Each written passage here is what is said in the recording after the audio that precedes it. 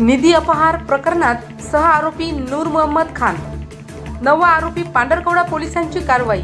नमस्कार, आपण पाहत आहे माय इंडिया न्यूज चॅनल।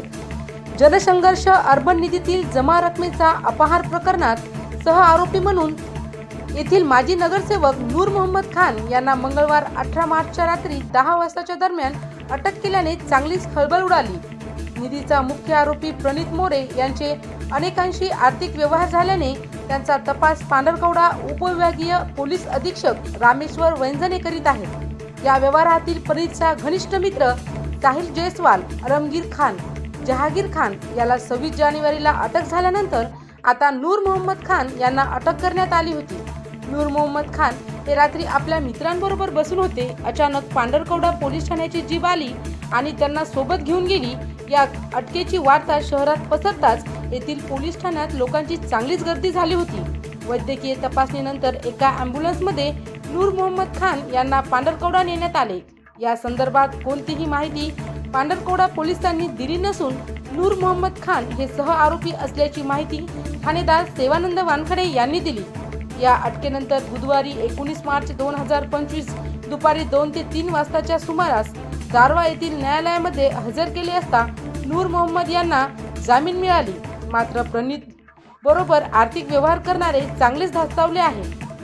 मंगेश तिकडे यांनी 6200 खातेदारातर्फे आवाहन केले होते की ज्यांना प्रणित मोरे सोबत व्यवहार झाला आहे त्यांनी आपापली रक्कम जर भरत असतील तर आपला कुठलाही आक्षेप राहणार नाही, परंतु जर का कुठलीही उर्वरित रक्कम थांबून ठेवले असेल तर त्यांच्यावर सुद्धा अशी वेळ येणार आहे, तरी ही रक्कम जमा करावी असे आवाहन 6200 खातेदारातर्फे मंगेश तिडके यांनी केले आहे। जनसंघर्ष अपहार प्रकरणी आज माननीय दारवा न्यायालयात जनसंघर्ष अपहार प्रकरणातील आरोपी क्रमांक 9 नूर खान यांना माननीय न्यायालयासमोर पेशी करण्यात आली होती।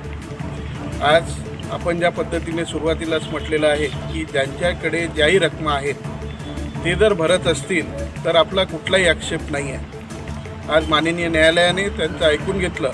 त्यांच्याकडे ज्याही रकमा आहेत ते आपले कंपोनंट अथॉरिटी म्हणजे SDPO पुसद यांच्याकडे भरणा करण्यास तयार असल्यामुळे त्या अटीवर त्यांना तात्पुरता जामीन मंजूर करण्यात आलेला आहे। निश्चितच या त्यांच्या सकारात्मक भूमिकेमुळे आपले जे उर्वरित लोक आहेत की ज्यांनी आपल्याकडच्या रकमा थांबवून ठेवलेल्या आहेत त्यांनासुद्धा हे फार मोठा सबक मिळेल की वेळेत आपण जर जागृत झालात तर ही वेळ कोणावरही येणार नाही। आज 6200 कुटुंबियांच्या हिताकरिता आपल्या या तपासातील विशेष पथक प्रमुख आदरणीय श्री वैंजने साहेब यांनी जी कठोर भूमिका घेतली त्याबद्दल त्यांच्या संपूर्ण विशेष पथकाचे व पोलीस प्रशासनाचे देखील आम्ही 6200 कुटुंबीय आभारी आहोत। त्यासोबतच माननीय न्यायालयाने जे तात्पुरता दिलासा दिला आहे तो दिलासा SDPO SDF पुसद यांच्याकडे रक्कम दाखल करण्याच्या अटीवर असल्यामुळे या ठिकाणी निश्चितच ती रक्कम दाखल होईल असा आशावादसुद्धा आपल्या सर्वांना आहे। काल विधिमंडळामध्ये मासलगाव विधानसभेचे सन्माननीय आमदार आदरणीय श्री सोळंके साहेब यांनी MPID अंतर्गत प्रश्न विचारले असता आपला या जिल्ह्याचे कर्तव्यदक्ष मुख्यमंत्री आदरणीय श्री देवेंद्र फडणवीस साहेब यांनी देखील MPID कायद्याची कठोर चौकशी व कार्यवाही करण्याचे निर्देश सर्व शासनाला प्रशासनाला दिले असल्यामुळे यापुढे देखील ज्याही लोकांकडे सर्व ठेवी आहेत त्यांनी सावध भूमिका घेत जनहिताकरिता 6200 कुटुंबियांच्या हिताकरिता आपल्याकडील रकमा त्वरित माननीय तपास अधिकारी यांच्यामार्फत माननीय न्यायालयाच्या मार्फत किंवा आता कंपोनंट अथॉरिटी या ठिकाणी नियुक्त झाली असल्याने थेट आपण SDM पुसद यांच्याकडे देखील त्या रकमा सादर करू शकता त्या आपण त्वरित कराव्यात जेणेकरून आपणास आरोपी होण्याची वेळ येणार नाही। आता जेही लोक सहकार्य करणार नाहीत त्यांना पुन्हा विनंती करून देखील काही लक्षात येत नसेल तर यांच्याबाबत निश्चितच शासन प्रशासन व माननीय न्यायालय आमच्या 6200 कुटुंबियांच्या हिताकरिता याहीपेक्षा कठोर भूमिका घेईल हा आमचा विश्वास आहे। ती त्यांनी घ्यावी अशी सुद्धा आमची 6200 कुटुंबियांच्या वतीने पुनश्च मागणी आहे। या न्यायालयात आज उपस्थित सर्व सन्माननीय प्रतिनिधी व ठेवीदार खातेदार यांचे देखील मी आभार व्यक्त करतो. तुर्तास एवढेच. खूप खूप धन्यवाद.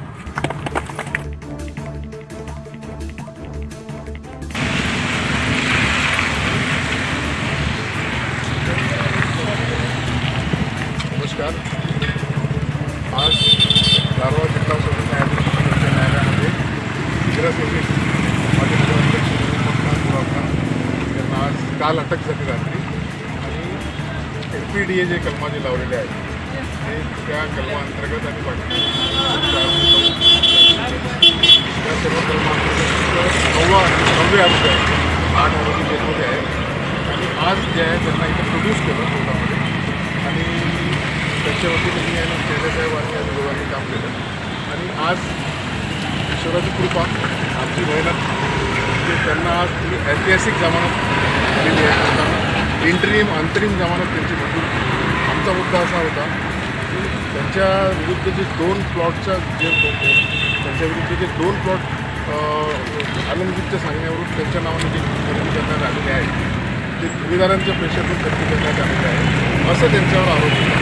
त्या अनुषंगाने आम्ही कोर्टाला अशी विनंती केली की त्या दोन्ही प्लॉटची रक्कम जी आहे ते 8.5 लाख रुपये 8.5 लाख रुपये आजच आम्ही न्यायालयामध्ये भरण्यास तयार आहे. आणि LPDA ॲक्ट जे आहे ते ठेवीदाराचं प्रोटेक्शन करण्याचं कायदा आहे आणि ठेवीदाराचं प्रोटेक्शनच्या अनुषंगानं जेव्हा आम्ही रक्कम भरत आहोत ते ठेवीदाराचं प्रोटेक्शन आहे. त्यांना जेलमध्ये पाठवून काय साध्य होईल हे आमचं जे युक्तिवाद आहे हे कोर्टानं मान्य केलं आणि ईश्वराची कृपा कोर्टाचे आभारी आहोत. विद्यमान भस्मे साहेबांनी त्यांची जमानत मंजूर केली आणि अशी अट टाकली की त्यांनी उद्या हे 8.5 लाख रुपये जे प्राधिकृत अधिकारी आहेत आपले SDO साहेब यांच्याकडे जमा करावे. तसं आमच्या मी स्वतः केलं आणि त्यांची जमानत मंजूर झाली. त्यामुळे आपलासुद्धा मी आभारी आहे की आपण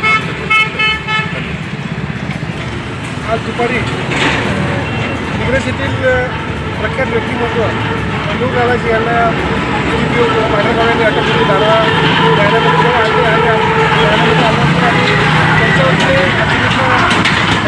साहेबांनी होता आणि दोघांनी त्यांचं जमानत अर्ज विद्यमान न्यायालयासमोर लावला आणि त्या दरम्यान विद्यमान न्यायालयाने आम्हाला जामीन मंजूर केलेला आहे. आमचा न्यायालयावर विश्वास आहे आणि अशा मोठ्या व्यक्तिमत्वाला जे गोरगरिबांची कामं करतात एक त्यांना न्याय मिळाला एवढंच मी या ठिकाणी सांगतो. वकील साहेब सरकारी पक्षाचं जे कामकाज आहे ते त्यांच्या बाजूने चालतं असतं आणि ते प्रोसिडिंगचा भाग राहतो. त्यामुळे असं काही नाही.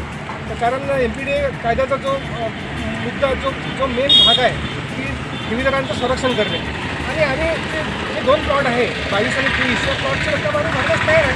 त्यामुळे विद्यमानाने सरळ त्यांना सांगितलं की ते पैसे भरण्यास तयार आहे. त्यामुळे आम्हाला जामीन मिळालेला आहे. त्याच्यामध्ये सरकारी पक्षावर अशा प्रकारची कोणती असेल. गणेशराव म्हात्रे माजी उपनगराध्यक्ष नगरपालिका दिग्रस. काल जनसंघर्ष निधी प्रायव्हेट लिमिटेड हा जो घोटाळा मागील 4-5 महिन्यापासून आपण कानावर ऐकत असेल त्यामध्ये सहआरोपी म्हणून दिग्रस येथील माजी नगराध्यक्ष तथा प्रतिष्ठ नागरिक आणि शांतता कमिटीचे ज्येष्ठ सदस्य नूर मोहम्मद खान साहेब यांना अटक करण्यात आली होती आणि त्यांना सहआरोपी बनवण्यात आलं होतं. परंतु मला असं वाटते की जे काही संचालक मंडळ आहे बँकेचं जे काही निधी अर्पणचं जे संचालक मंडळ आहे त्यांच्यावर ऑलरेडी कारवाई झालेली आहे आणि ते जेलमध्ये आहे. रिकव्हरीचा विषय चालू असेल तर ठीक आहे, रिकव्हरीच्या ह्याच्यात रिकव्हरी करून घेण्यात यावी. परंतु त्या व्यक्तीला सदर व्यक्तीला कलम 34A अंतर्गत सहआरोपी बनवणं कुठपर्यंत योग्य आहे. तर हे कुठंतरी राजकीय सूडबुद्धीनं केलेला त्यांच्यावर आखलेला डाव होता आणि तो डाव आज जे आमचं कोर्ट आहे जे आमचं न्याय मंदिर आहे तिथं आम्हाला न्याय मिळालेला आहे आणि नूर मोहम्मद खान साहेब हे बाइज्जत इथून जामीन घेऊन बरी झालेले आहे. त्यामुळे शेवटी एकच म्हणावंसं वाटते की सत्य परेशान हो सकता है लेकिन पराजित नाही. जय हिंद, जय महाराष्ट्र.